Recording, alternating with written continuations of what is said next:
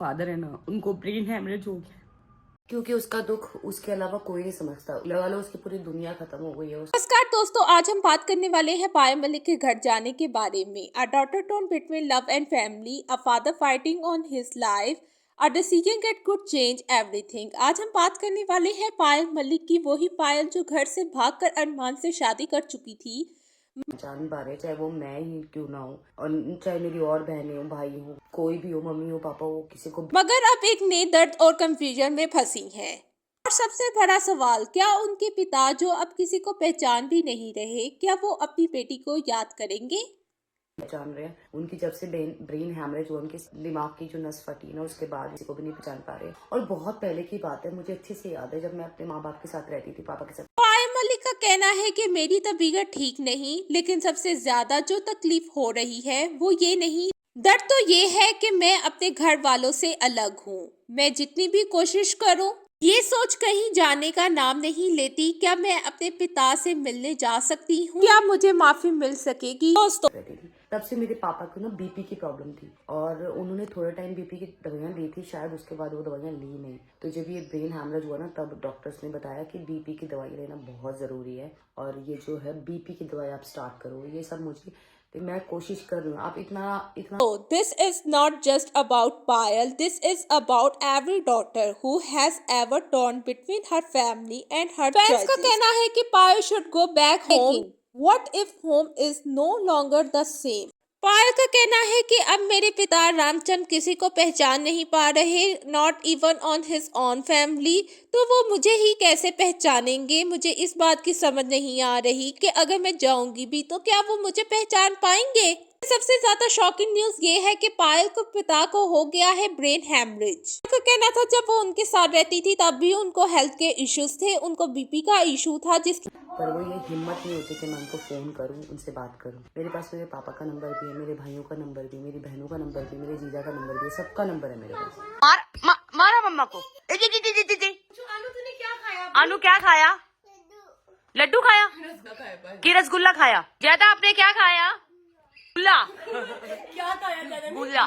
तो बीच में बच्चे आ गए थे, तो एक कमेंट ये है एपी फनी का, जब आपका समय खराब था तो आपकी माँ पापा ने इसके बारे में सोचा बिना आपके साथ दिया, फिर आज ऐसा तो आप अपनी फैमिली को फैमिली क्यों रखा है? हो सकता है कि वो सब आपके बारे में सोच ही नहीं करे हो और आप इतना डर कर बैठी हो। साफ साफ क्यों नहीं बोलती कि जाना नहीं है, कि खा थोड़ी न जाएंगे, मार काट तो नहीं डालेंगे ना, इतना बेरहम दिल तो नहीं होगा, वरना तो कब का ऐसे कर दिया होता। जाना है नहीं, बहाना बड़ा है फैमिली का। सॉरी मेरी बात बुरी लगी हो तो, पर जाओ। नहीं, आपकी बात कोई भी बुरी नहीं लगी है मुझे, पर ये है ना कि मैं भी जाना चाहती हूँ और मैं शायद पहले अपनी बहन के घर जाऊंगी, उससे मिलूंगी, उसके बाद अपने पापा से मिलने जाऊंगी। नेक्स्ट की वजह से वो उनकी बहुत ज्यादा हेल्थ की केयर करती। पायल का कहना था कि मेरे पिता को ब्रेन हैमरेज इसलिए हुआ क्योंकि शायद उन्होंने बीपी की मेडिसिन रेगुलर नहीं ली, इसी की वजह से उनकी हालत इतनी सीरियस हो गई है। पायल का कहना था सब मुझे कमेंट में एक ही बात पूछ रहे हैं कि आप अपने पिता से मिलने के लिए क्यों नहीं गई।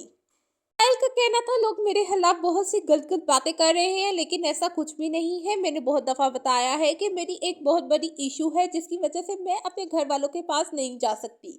पायल का कहना था कि मैं अरमान की वजह से अपने घर वालों को छोड़ आई थी। This is not easy for me कि मैं उनसे मिलने के लिए दोबारा उनके पास जाऊं। पायल का कहना था कि मैं सारी न्यूज पता करवा रही हूं, तो सोचे मेरे दिल में कितनी ज्यादा तड़प होगी उनसे मिलने के लिए। पायल का कहना है कि अगर मैं उनसे मिलने के लिए जाती हूँ तो मैं नहीं चाहती कि वहाँ कोई हॉस्पिटल में तमाशा लगे। पायल का कहना था कि वो कोई तमाशा नहीं करना चाहती, क्योंकि जो लोग उनको सपोर्ट कर रहे हैं उनके पिता को वो ऐसा ना हो कि उनको सपोर्ट करना बंद कर दें। पायल का कहना है कि अगर वो मिलने नहीं जा रही तो ये एक इमोशनल डिसीजन नहीं बल्कि एक समझदारी का फैसला होगा। ने ये भी न्यूज दी है कि पहले वो अपनी बहन के पास जाएंगी जिनकी दुनिया बिखर चुकी है। She had lost her husband, she needs Payal right now।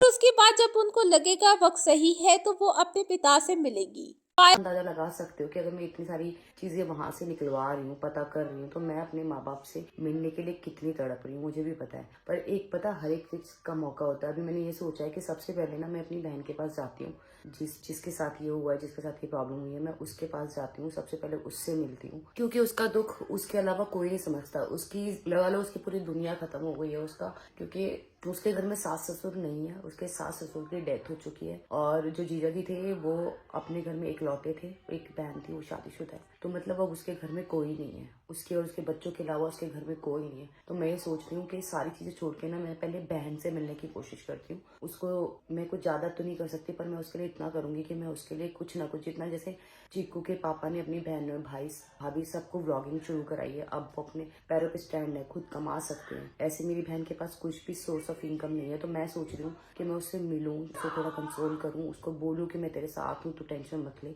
और उसका एक व्लॉगिंग चैनल शुरू कर सकती हूँ, क्योंकि वो पढ़ी लिखी है। मैं आपको बता देती हूँ मेरी बहन बहुत पढ़ी लिखी है, ठीक है, उसने पॉलिटिकल ऑनर्स किया है रेगुलर, बहुत पढ़ी लिखी है, पढ़ने में बहुत अच्छी है, पर वो ये गाँव में रहती है ना, तो उसने कभी भी जॉब नहीं करी। ट्यूशन देती थी वो बच्चों को, शायद पता नहीं अब देती कि नहीं, अब नहीं देती होगी क्योंकि उसके बच्चे हैं 3 वो अपने बच्चों को ही देखती होगी।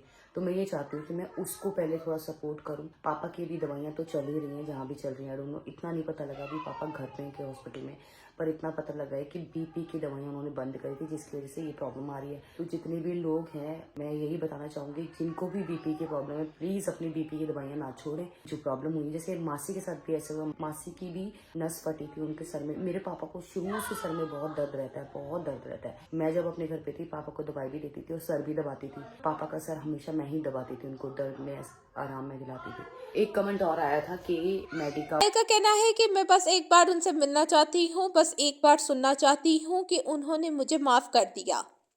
दोस्तों की कहानी एक मिडिल क्लास इंसान की नहीं बल्कि उन सब के लिए एक सबक है, हर उस इंसान के लिए जो अपनी हेल्थ को इग्नोर करता है। तो पायल मलिक का कहना था कि अगर किसी को बीपी की प्रॉब्लम है तो वो अपनी मेडिसिन को रेगुलर ले।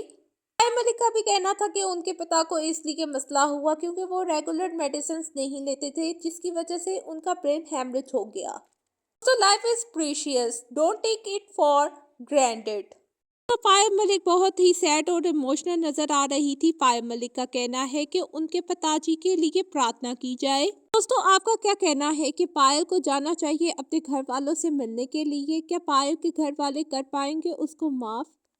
दूसरी तरफ बात की जाए अरमान ठरकी की, तो अरमान ठरकी ने तीसरी शादी भी लग से कर ली है। क्या ये जानने के बाद भी उसके घर वाले पायल के कर पाएंगे उसको माफ? दोस्तों पायल का कहना है कि वो पहले अपनी बहन के पास जाएंगी और फिर उससे माफी मांगेगी। क्या पायल की बहन कर देगी उसको माफ? पायल का कहना था कि वो अपनी बहन को सपोर्ट करेंगी, उनकी फाइनेंशियल हेल्प करेंगी।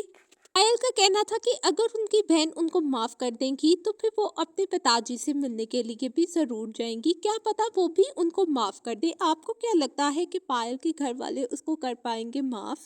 भी कमेंट में अपनी राय देना मत भूलेगा। इसी के साथ अगर आपको ये वीडियो पसंद आया हो तो वीडियो को कर दे लाइक, चैनल को कर दे सब्सक्राइब, ताकि मलिक ब्लॉग से आने वाली हर अपडेट तक आप बने रहे। इसी के साथ मिलते हैं नेक्स्ट वीडियो में, तब तक के लिए गुड बाय।